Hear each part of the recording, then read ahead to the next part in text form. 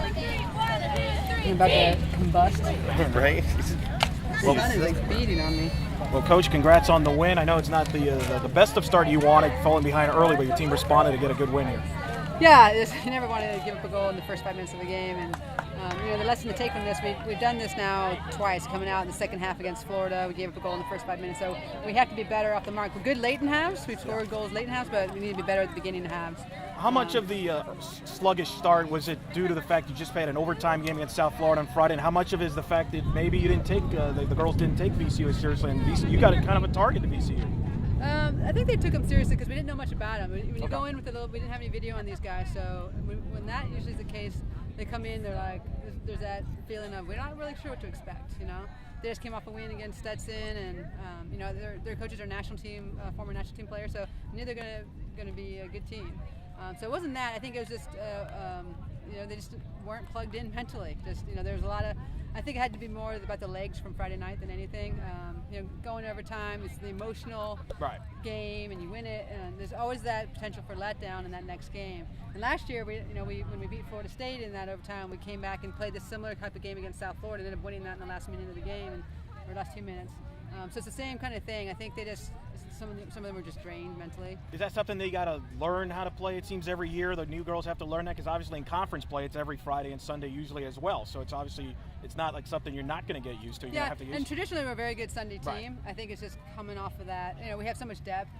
But some of the starters that started today were the ones that played most of the minutes on Friday. So as you noticed, the subs went in and did a great job. And so maybe I just need to start some different people and just make sure they're ready to go. Well, I was going to say, you got a spread out offense. Exploded. Newsom got a big goal to tie the game up. Yeah. Joel has had a big week for you. I mean, the offense really came out from different places.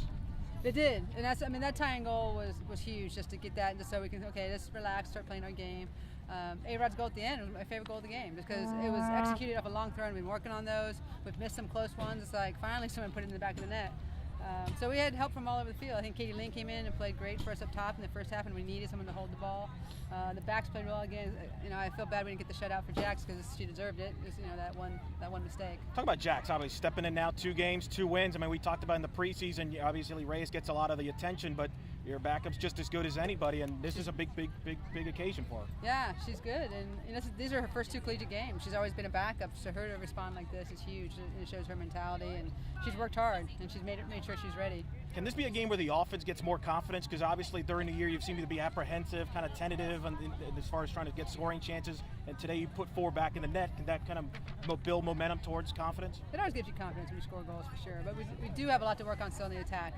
We tend to make some decisions late, or not the right decisions, and we have a lot to show on video for the last 2 games. You got Harvard now next, Friday night home game, your last home game for a while, so it's very important, obviously, to talk about that.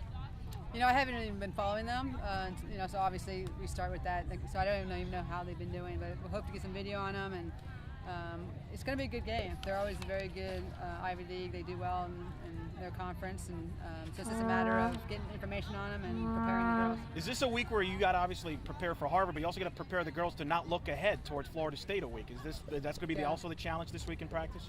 A little bit, but I think because it's a home game, it's like our girls thrive at home games, and Friday night, it's like you can't help but be up for that. All right, Coach, thanks.